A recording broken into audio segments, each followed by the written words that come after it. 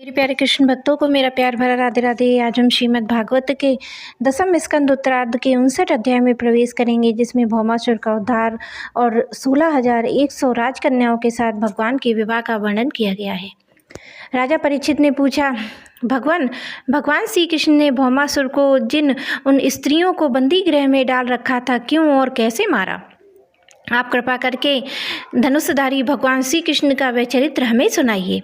श्री सुखदेव जी ने कहा, परीक्षित, भौमासुर ने वरुण का छत्र, माता अदिति के कुंडल और मेरु पर्वत पर स्थित देवताओं का मणि पर्वत नामक छीन लिया था। इस पर सबके राजा इंद्र द्वारका में आए और उसकी एक एक करतूत उन्होंने भगवान श्री कृष्ण को सुनाई।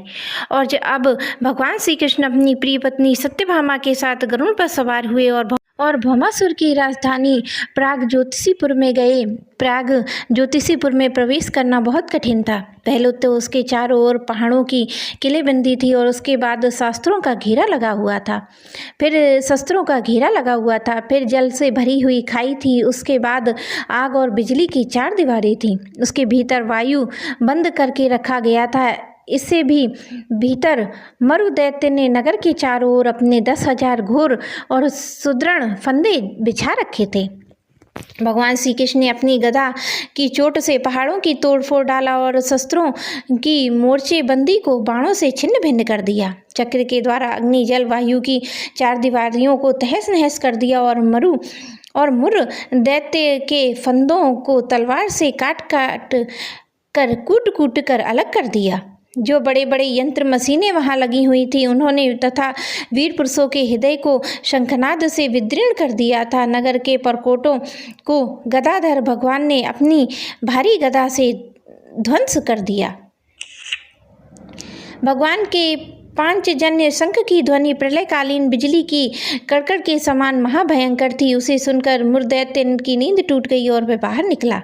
उसके 5 सिर थे और अब तक वह जल के भीतर सो रहा था। वह दैत्य प्रलयकालीन सूर्य और अग्नि के समान प्रचंड तेजस्वी था। वह इतना भयंकर था कि उसकी ओर आंख उठाकर देखना भी आसान काम नहीं था। उसने त्रिशूल उठाया और इस प्रकार भगवान की ओर दौड़ा जैसे सांप गरुड़ जी पर टूट पड़े। उस समय ऐसा मालूम होता मानो वह अपने 5 मुखों से त्रिलोकी को निगल जाएगा। उसने अपने त्रिशूल को बड़े वेग से घुमाकर गरुड़ जी पर चलाया और फिर अपने 5 मुखों से घोर सिंहनाद करने लगा। उसके सिंहनाद का महान शब्द पृथ्वी, आकाश, पाताल 10 दिशाओं में फैलकर सारे ब्रह्मांड में भर गया। और भगवान श्री कृष्ण ने देखा कि मुर दैत्य का त्रिशूल गरुड़ की ओर बड़े वेग से आ रहा है। तब अपना हस्त कौशल दिखाकर फुर्ती से उन्होंने 2 बाण मारे, जिनसे वह त्रिशूल कटकर 3 टूक हो गया। और इसके बाद ही मुर दैत्य के मुखों में भी भगवान ने बहुत से बाण मारे। इससे वह दैत्य अत्यंत कुद्र हो उठा और उसने भगवान पर अपनी गदा चलाई। परंतु भगवान श्री कृष्ण ने अपनी गदा के प्रहार से मुर दैत्य की गदा को अपने पास पहुँचने से पहले ही चूर चूर कर दिया। अब अस्त्रहीन हो जाने के कारण अपनी भुजाएं फैलाकर श्री कृष्ण की ओर दौड़ा। उसने खेल ही खेल में चक्र से उनके 5 सिर उतार लिए। सिर कटते ही मुर दैत्य के प्राण पखेरु उड़ गए और वह ठीक वैसे ही जल में गिर पड़ा जैसे इंद्र के वज्र से शिखर कट जाने से कोई पर्वत समुद्र में गिर पड़े। मुर दैत्य के 7 पुत्र थे, ताम्र, अंतरिक्ष, श्रवण, विभावसु, वसु, नभस्वान और अरुण। ये अपने पिता की मृत्यु से अत्यंत शोकाकुल हो उठे और फिर बदला लेने के लिए क्रोध में भरकर शस्त्रास्त्र से सुसज्जित हो गए और पीठ नामक दैत्य को अपना सेनापति बनाकर भौमासुर के आदेश से श्री कृष्ण पर चढ़ आए। वे वहां आकर बड़े क्रोध से भगवान श्री कृष्ण पर बाण, खड्ग, गदा, शक्ति, दृष्टि, त्रिशूल आदि प्रचंड शस्त्रों की वर्षा करने लगे। परीक्षित, भगवान की शक्ति अमोघ और अनंत है। उन्होंने अपने बाणों से उन्हें कोटि कोटि शस्त्र तिल तिल करके काट गिराए। भगवान के शस्त्र प्रहार से सेनापति, पीठ और उसके साथी दैत्यों की सिर, जांघें, भुजा, पैर, कवच कट गए और उन सभी को भगवान ने यमराज के घर पहुंचा दिया। जब पृथ्वी के पुत्र नरकासुर ने देखा कि भगवान श्री कृष्ण चक्र बाणों से हमारी सेना और सेनापतियों का संहार हो गया है, तब वह अक्षम्य क्रोध हुआ और वह समुद्र तट पर पैदा हुए बहुत से मदवाले हाथियों की सेना लेकर नगर से बाहर निकला। उसने देखा कि भगवान श्री कृष्ण अपनी पत्नी के साथ आकाश में गरुड़ पर स्थित हैं। जैसे सूर्य के ऊपर बिजली के साथ वर्षाकालीन शाम मेघ शोभामान हो, भौमासुर ने स्वयं भगवान के ऊपर शतघ्नी नाम की शक्ति चलाई और उसके सब सैनिकों ने भी एक साथ ही उन पर अपने अपने अस्त्र शस्त्र छोड़े। अब भगवान श्री कृष्ण भी चित्र विचित्र पंख वाले तीखे तीखे बाण चलाने लगे और उसी समय भौमासुर के सैनिकों की भुजाएं, जांघें, गर्दन धड़ कटकट कर गिरने लगे और हाथी घोड़े भी मरने लगे। परीक्षित, भौमासुर ने सैनिकों ने भगवान पे जो जो अस्त्र चलाए थे उनमें से प्रत्येकों को भगवान के 3-3 तीखे बाणों से काट गिराया। उस समय भगवान श्री कृष्ण गरुड़ जी पर सवार थे और गरुड़ जी अपने पंखों से हाथियों को मार रहे थे। उनकी चोंच पंख पंजों की मार से हाथियों को बड़ी पीड़ा हुई और वे सब के सब आर्त होकर युद्ध भूमि से भागकर नगर में घुस गए। अब वे अकेला भौमासुर ही लड़ता रहा। जब उसने देखा कि गरुड़ जी की मार से पीड़ित होकर मेरी सेना भाग रही है, तब उसने उन पर शक्ति चलाई जिससे वज्र भी विफल कर दिया। परंतु उसकी चोट से पक्षीराज गरुड़ तनिक भी विचलित न हुए, मानो किसी मतवाले गजराज पर फूलों की माला से प्रहार किया हो। और भौमासुर ने देखा कि मेरी एक भी चाल नहीं चलती है, सारे उद्योग विफल होते जा रहे हैं। तब उसने श्री कृष्ण को मार डालने के लिए एक त्रिशूल उठाया, परंतु उसे अभी वह छोड़ ही ना पाया था कि भगवान श्री कृष्ण ने छुरे के समान तीखी धार वाले चक्र से हाथी पर बैठे हुए भौमासुर का सिर काट डाला। उसका जगमगाता हुआ सिर कुंडल सुंदर किरीट के सहित पृथ्वी पर गिर पड़ा। उसे देखकर भौमासुर के सगे संबंधी भी हाय हाय पुकार उठे और ऋषि लोग साधु साधु कहने लगे। देवताओं भगवान पर पुष्पों की वर्षा करके स्तुति करने लगे। अब पृथ्वी भगवान के पास आई। उसने भगवान श्री कृष्ण के गले में वैजयंती के साथ वनमाला पहना दी और अदिति माता ने जगमगाते हुए कुंडल जो तपाए हुए सोने एवं रत्न जड़ित थे भगवान को दे दिए। वरुण का छत्र साथ ही एक महामणि उनको दे दी। राजन, इसके बाद पृथ्वी देवी बड़े बड़े देवताओं के द्वारा पूजित विशेश्वर भगवान श्री कृष्ण को प्रणाम कर हाथ जोड़कर भक्ति विभोर हृदय से उनकी स्तुति करने लगी। पृथ्वी देवी ने कहा, शंख गदाचारी देव देवेश्वर, मैं आपको नमस्कार करती हूँ। परमात्मन, आप अपने भक्तों की इच्छा पूर्ण करने के लिए उन्हीं के रूप में प्रकट होते हैं। मैं आपको नमस्कार करती हूँ। प्रभु, आपकी नाभि से कमल प्रकट हुआ, आपकी कमल की माला पहनते हैं, आपके नेत्र कमल से खिले हुए हैं, शांतिदायक हैं। आपके चरणों कमल के समान सुकुमार और भक्तों के हृदय को शीतल करने वाले हैं। अब मैं आपको बार बार नमस्कार करती हूँ। आप समग्र ऐश्वर्य, धर्म, यश, संपत्ति, ज्ञान और वैराग्य के आश्रय हैं। आप सर्वव्यापक होने पर भी वासुदेव नंदन के रूप में प्रकट हुए हैं। मैं आपको नमस्कार करती हूँ। प्रभु, जब आप ही जगत की रचना करते हैं तब उत्कट रजोगुण को, जब इसका प्रलय करना चाहते हैं तब तमोगुण को, तथा जब इसका पालन करना चाहते हैं तो सत्वगुण को स्वीकार करते हैं।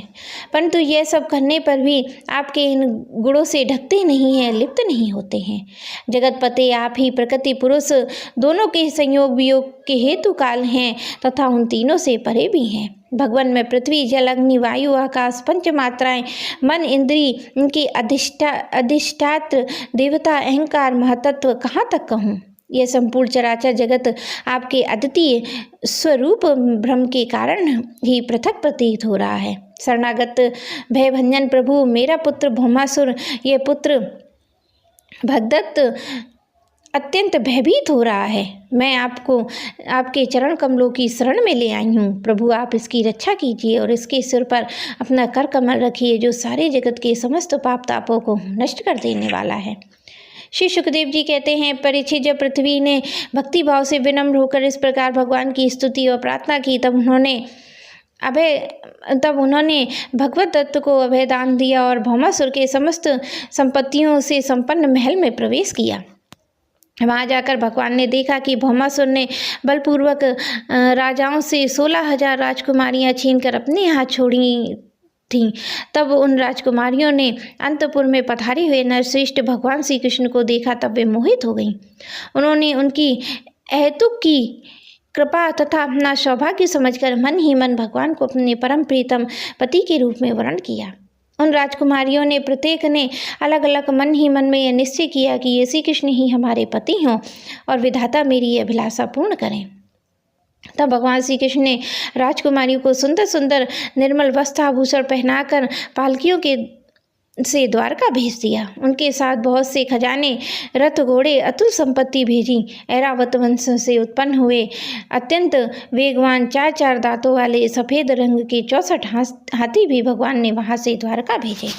इसके बाद भगवान श्री कृष्ण अमरावती में स्थित देवराज इंद्र के महलों में आए। वहाँ देवराज इंद्र ने अपनी पत्नी इंद्राणी के साथ सत्यभामा जी और भगवान श्री कृष्ण की पूजा की। तब भगवान ने अदिति के कुंडल उन्हें दे दिए और वहाँ से लौटते समय सत्यभामा जी की प्रेरणा से भगवान श्री कृष्ण ने कल्पवृक्ष उखाड़कर गरुड़ पर रख लिया। देवराज इंद्र और समस्त देवताओं को जीतकर उसे द्वारका में ले आए। भगवान ने उसे सत्यभामा के महल के बगीचे में लगा दिया। इससे उस बगीचे की शोभा अत्यंत बढ़ गई। कल्पवृक्ष के साथ उसके गंध मकरंद के लोभी भौरे स्वर्ग के द्वारा द्वारका में चले आए। परीक्षित, देखो तो सही, जब इंद्र को अपना काम बनाना था तब उन्होंने अपने सिर झुकाकर मुकुट की नोक से भगवान श्री कृष्ण के चरणों का स्पर्श करके उनसे सहायता की भिक्षा मांगी थी। परंतु जब काम बन गया तब उन्होंने उन्हीं भगवान श्री कृष्ण से लड़ाई ठान ली। सचमुच ये देवता बड़े तमोगुणी हैं और सबसे बड़ा दोष उनका धनाढ्य का है। धिक्कार है ऐसी धनाढ्य को। तदंतर भगवान श्री कृष्ण ने एक मुहूर्त में अलग अलग भवनों में अलग अलग रूप धारण करके एक साथ सब राजकुमारियों को शास्त्रोक्त विधि से पारिग्रहण किया। सर्वशक्तिमान अविनाशी भगवान के लिए इसमें आश्चर्य की कौन सी बात है। परीक्षित, भगवान की पत्नियों में अलग अलग महलों में एक दिव्य सामग्री भरी हुई थी, जिनके बराबर जगत का कहीं भी कोई सामग्री नहीं है। फिर अधिक की तो बात ही क्या है। उन महलों में रहकर मति गति के परे की लीला करने वाले अविनाशी भगवान श्री कृष्ण अपने आत्म आनंद में मग्न रहते हुए लक्ष्मी जी की अंश रूपा उन पत्नियों के साथ ठीक वैसे ही विहार करते जैसे कोई साधारण मनुष्य घर गृहस्थी में रहकर गृहस्थ धर्म के अनुसार आचरण करता रहता है। परीक्षित, ब्रह्मा आदि बड़े बड़े देवता भी भगवान के वास्तविक स्वरूप को, उनकी प्राप्ति के मार्ग को नहीं जानते हैं। उनकी रमण भगवान श्री कृष्ण को उन स्त्रियों ने पति के रूप में प्राप्त किया था। अब निरंतर उनके प्रेम और आनंद की अवृद्धि होती रहती। वे प्रेम भरी मुस्कुराहट, मधुर चितवन, नव समागम, प्रेमालाप और भाव बढ़ाने वाली लज्जा से युक्त होकर सब प्रकार से भगवान की सेवा करती रहती।